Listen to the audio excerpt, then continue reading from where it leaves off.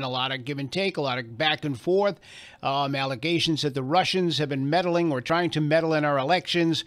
Well, back in 2016, President Obama says it's impossible to meddle with our elections because we do not have one big data bank. It's not one big election. It's counties, it's towns, it's cities, and everybody doing their own individual things. And we, add up all of our stuff and all of that.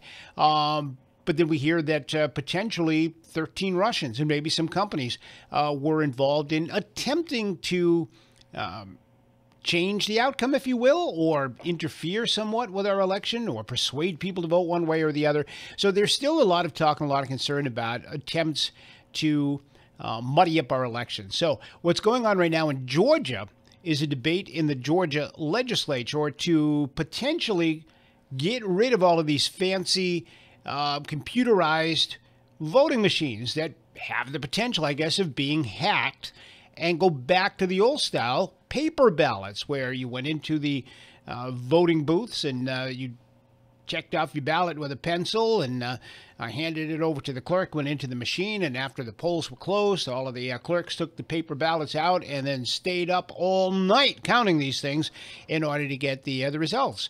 No chance of hacking there, apparently. And you've got the paper ballots there as a record to go back and check if you have to later on, if you have to do a recount, if you want to, check the validity of the election, right? So what's up with that? We've got Georgia talking about it. We've got Congressman Keating talking about it. So I've invited Manny DeBrito, who's our election commissioner, to spend a few moments with us this afternoon and talk about the idea of going back to paper ballots. Manny, thanks for your time. Appreciate it.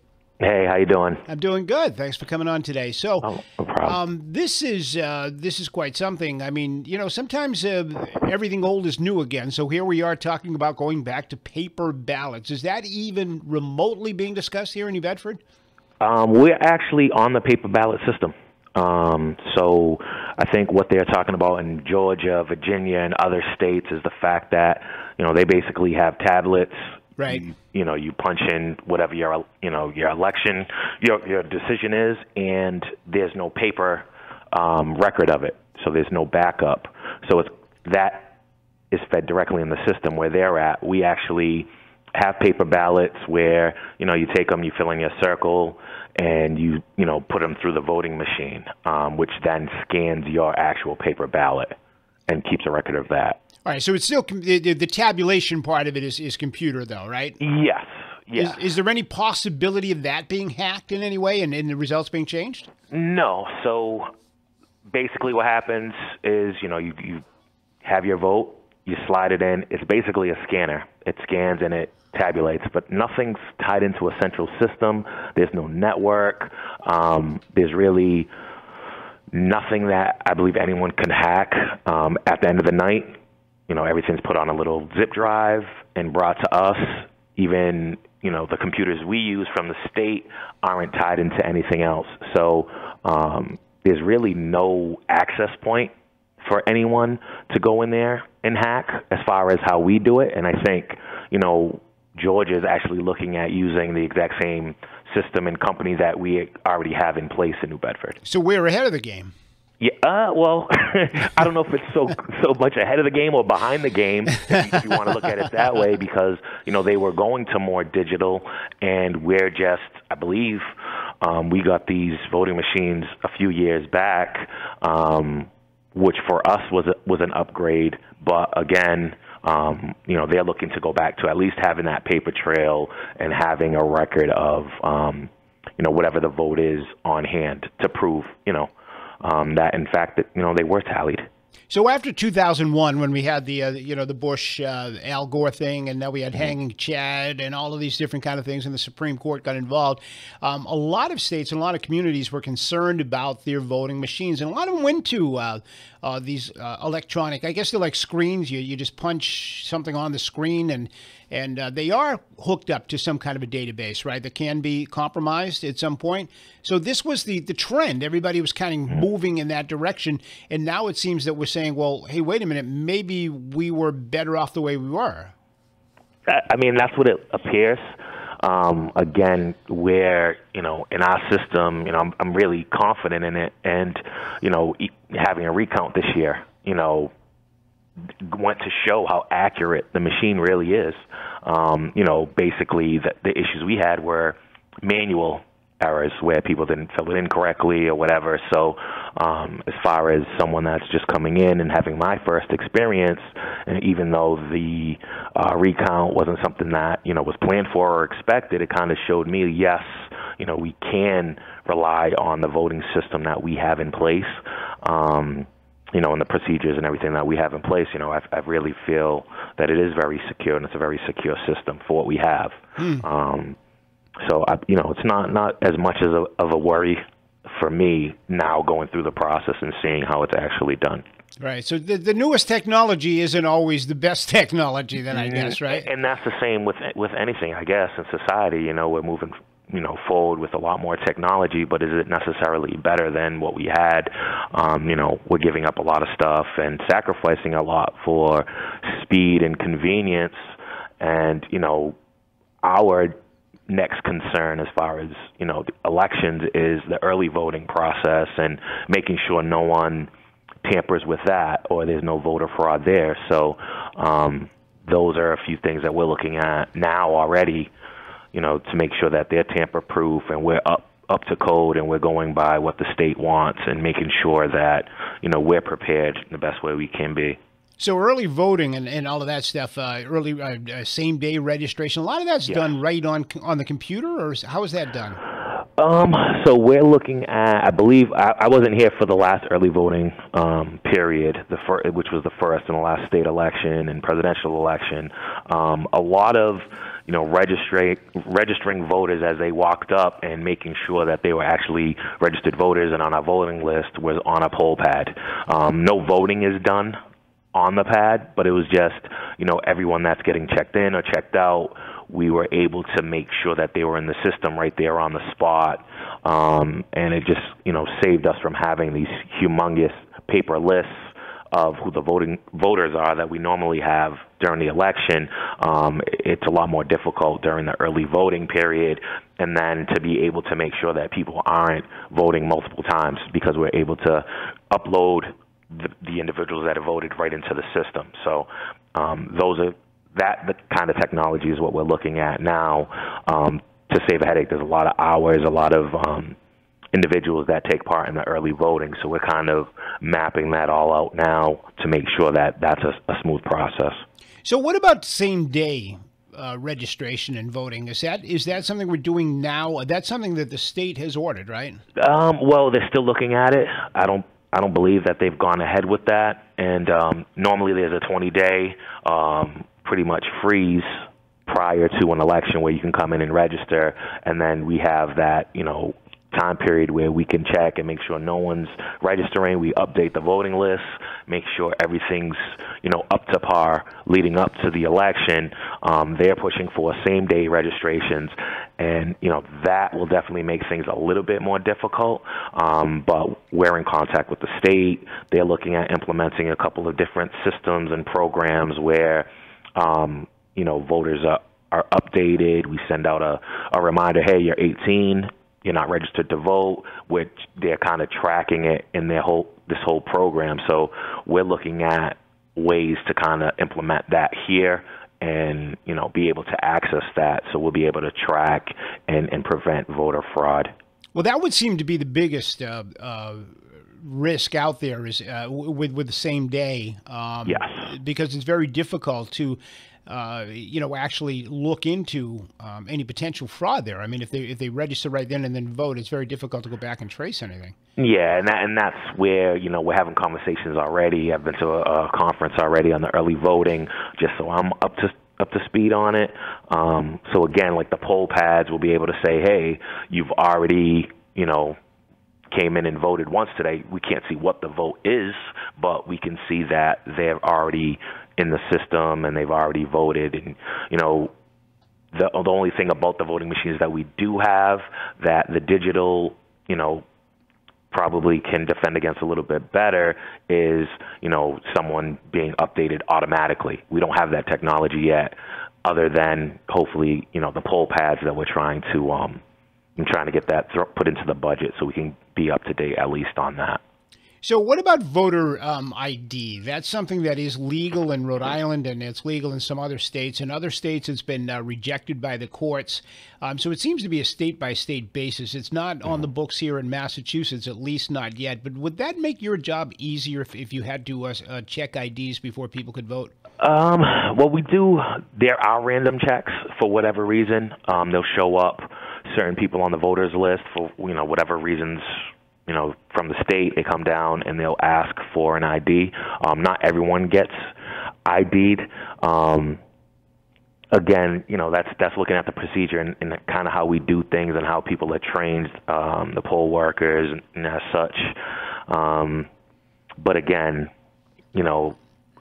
they're working on, a lot of these things that come up from the early voting to the same-day registration. They're trying to make it easier for voters to vote and have access and kind of in and out. So, it's a balancing act on, what we can actually apply, what can we actually do, what comes down from the state, and then we kind of try to figure out, how to make sure that New Bedford is run in the best way possible. So, a lot of those things are discussions that I had, constantly with the state and the Secretary of State's office. Would that add an extra layer, though, of protection if people had to show an identification card, whether it be a driver's license or some type of photo ID, whether it be city issued or state issued or whatever, in order to vote? It possibly could, and then, then you're going back to the whole, privacy issue, and, it's kind of like, people that come in to register to vote, if you're registering and you're not a citizen, that's a felony. Yeah. And people say, how can you really police it? Well, you get caught and you get charged, with the felony. It's kind of the same type of idea. It's. I don't get the privacy thing, though. Why is it a privacy issue? I mean, it could be. I'm just saying, like, thinking off the top of my head, why we don't collect IDs? Why don't we don't check with IDs? I'm not 100% sure what the reasoning behind that is. Again, just going through the process for my first time and, going through the law. And I know you're a young, handsome, good-looking guy here. So you walk into a store and you want to buy a six-pack of Budweiser. They're going to ask you for an ID, right? Yeah, I look forward to those days now. I'm getting a little bit older, so when I get carded, I don't get offended anymore. So yeah, again, it's the same with anything. I mean, some of these laws have been on the books, and some of these things have been on the books forever, and it's a gradual process to change things. So again, the history of why we do or don't check IDs is something that isn't something that I've come across yet. Again, a lot of this stuff, there's a lot of research on my part, a lot of looking at history, a lot of going back. So I'm sure that at some point I'll stumble upon the reasons behind that. I've been voting for a lot of years, and one thing that I always really kind of, I look at it and I say, wow, if there's going to be any voter fraud, I walk into my polling place, and this is not in any way to disparage the poll workers. They do a hard job, and they work very hard. But when I walk over to that table and I tell them my address, I'm looking at that entire sheet of paper, everybody in my neighborhood, everybody in my precinct, and I can see who has and hasn't voted. You know what I mean? So I can see who hasn't voted. I can easily go outside and tell somebody, yeah, you're Mrs. Jones now. Go on in and vote. You're Mrs. Smith now. Go on in and vote because they haven't voted. And it's very easy to do that. I don't know about anywhere else, but I know in New Bedford where I vote, I can walk in and I say, I live at this address. Boom, they flip the page open and they're going down. Oftentimes I'm pointing to my name on the paper for them saying, yep, that's me right there. And they all know me up there, and they're probably listening right now, so I'm not ratting you guys out. This is just the way it's done in New Bedford. But so, I mean, doesn't that open the door for fraud? I mean, where I could, if I was a bad guy, I could go outside. I've got 10 people sitting in my car saying, okay, you're Mrs. Jones, you're Mrs. Smith, you're Mr. Arruda, go in and vote now. Yeah, I mean, I'm sure you could. And, some of these things, like I said, have been in place forever. And, coming in, as a new election commissioner, it's looking at a lot of procedures, looking at a lot of, the way we have done things and see, what fits, what doesn't, what needs to be updated, what doesn't, and kind of try to streamline the process and make it as safe as possible. Do people want to risk getting caught? And you know what I mean? So it's really up to the individual, and it's up to, we always tell the poll workers and the police officers, to be diligent if they see things like that, to contact my office or, have people removed that are, impeding the process or trying to circumvent the process in any way. So, we do put the poll workers through, a training, and I mean, they can basically train me. Some of these people have been doing it for so long. The lists we try to update as much as possible, and that's a constant struggle and battle, and something my staff does a great job with, updating those lists as much as possible. But moving towards the poll pads, I think that might be a little bit easier and a little bit more, give another layer of privacy, really. But again, things like that cost money, and, learning how to use them and training some individuals that might not be as tech savvy, that takes time as well. So, it's a gradual process and something that hopefully we'll be able to roll out over the next couple of years, next couple of elections. And, we're always trying to improve our office and always trying to look at how we can do things better. The thing I get is, oh, my neighbor, you have them listed at whatever address. I know they passed away, or I know they moved away. Why are they still on the list? We don't get notified if someone moves away and passes away, say, out of state. And once we do, we remove them. So a lot of the things, like, we can't just take someone's word for it. It's, we need that proof. And again, my staff researches all that and tries to be as updated as possible.